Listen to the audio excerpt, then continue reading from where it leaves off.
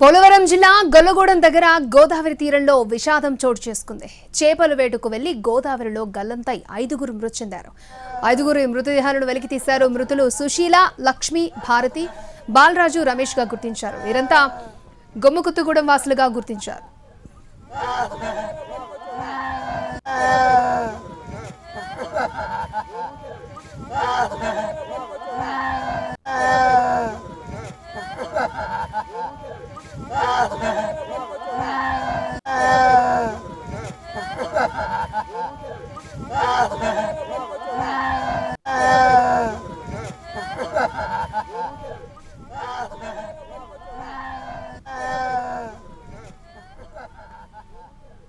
పోలవరం జిల్లా గొల్లగూడెం దగ్గర గోదావరి తీరంలో విషాదం నెలకొంది. చేపల వేటకు వెళ్లి గోదావరిలో గల్లంతై 5గురు మృతి చెందారు. 5గురి మృతదేహాలను వెలికి తీశారు. మృతులు సుశీల, లక్ష్మి, భారతి, బాలరాజు, రమేష్ గా గుర్తించారు. వీరంతా గొమ్మగుత్తుగూడెం వాసులుగా గుర్తించారు. రైట్, పూర్తి డీటెయిల్స్ తెలుసుకుందాం. మా ప్రతినిధి శ్రీనివాస్ మనకు అందుబాటులో ఉన్నారు. శ్రీనివాస్, అంటే చేపల వేటకి వెళ్ళి ఇలా గల్లంతై చనిపోయిన ఘటనలు అంటే ఇంతకుముందు మీరు ఎప్పుడైనా చేపల వేటకి వెళ్ళారా, లేకపోతే కొత్తగా వెళ్ళారా? అసలు ఈ ఘటన జరగడానికి కారణం ఏంటి? చూసిన వాళ్ళు ఏం చెప్తున్నారు?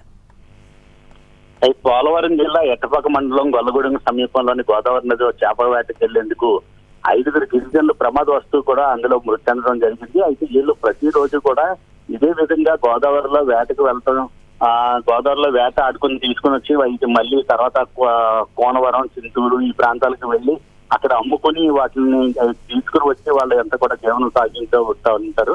ప్రతిరోజు మాదిరిగానే ఈ రోజు కూడా అక్కడికి వెళ్ళడం కూడా జరిగింది. అయితే అక్కడ లోతు అంటే ఒక ప్లేస్ లో చేపలు పడతలేదని చెప్పేసి మరో ప్లేస్ కు వెళ్ళడం జరిగింది. దీంతో అక్కడ ఎంత నదిలో లోతైన ప్రాంతంలోకి వెళ్ళిపోవడంతో 5గురు కూడా అక్కడ గల్లంత అయిపోవడం జరిగింది. అయితే దాంతో వీళ్ళందరూ కూడా గొమ్మకొత్తగూడెం గ్రామానికి చెందిన వారు వీళ్ళందరూ కూడా ఊకే సుశీల అని చెప్పేసి 37 సంవత్సరాలు, ఊకే లక్ష్మి 37, అలాగే తోరం భారతి అని చెప్పి 40 సంవత్సరాలు, బానుబోయిన బాలరాజు అని చెప్పి 38 సంవత్సరాలు, ఊకే రమేష్ అని చెప్పేసి 38 సంవత్సరాలు. వీళ్ళందరూ కూడా చేపల వేట కోసం గోదావరిలో నదిలోకి వీళ్ళందరూ కూడా వెళ్ళటం జరిగింది. పడవలో వెళ్ళిన తర్వాత అక్కడ అంటే ఒక చోట చేపలు పడతాయని చెప్పేసి ముందుగా అక్కడ గేలాలు వేయటం జరిగింది. అయితే గత ప్రతిరోజు వెళ్ళే ప్రాంతానికి మానేసి ఈ రోజు మరొక ప్రాంతంలోకి వెళ్ళారు. అయితే నదిలోని దిగినప్పుడు ఆ ప్రాంతంలోనికి వెళ్ళటానికి లోతుగా ఉన్నదని మట్టికి తెలియకపోవడంతో ఒకరి తర్వాత ఒకరు అక్కడ దిగారు. దీంతో ఒకరు కొట్టుకుపోతుంటే ఒకరు రక్షించబోతులకి మొత్తం 11 మంది వెళ్ళేటప్పటికి 6గురు అయితే మరి ప్రాణాలతో బయటపడ్డారు. కానీ 5గురు మట్టికి మొత్తం గల్లంత అయిపోవడం జరిగింది. దాంతో ఈ పోలీసులు వెంటనే సంఘటనా స్థలానికి చేరుకుని స్థానికుల సహాయంతో గోదావరిలోని గాలింపు చర్యలు చేపట్టి విస్తృతంగా సాగిన గాలింపు చర్యలు అనంతరం కూడా 5గురు మృతదేహాలను కూడా వెలికి తీయటం జరిగింది. అనంతరం మృతదేహాలను పోస్ట్ మార్టం నిమిత్తం కూడా అప్పుడు వీళ్ళందరినీ కూడా భద్రాచలం ప్రభుత్వ ఆసుపత్రికి తరలించడం జరుగుతుంది. అయితే వీళ్ళంతా కూడా ఈ విషాద ఘటనతోటి గొమ్మకొత్తగూడెం గ్రామంలోని తీవ్ర విషాదం కూడా నెలకొనడం జరిగింది. వీళ్ళందరూ కూడా వీళ్ళ ఒకే కుటుంబానికి చెందిన వాళ్ళుగా చెప్పడం జరుగుతుంది. ఇందులోని చూసినట్లయితే మొత్తం 3 అయితే ఒకే కుటుంబానికి చెందిన వాళ్ళు, వాళ్ళకు కూడా మిగతా వాళ్ళు కూడా వాళ్ళ బంధువులే ఇద్దరు కూడా.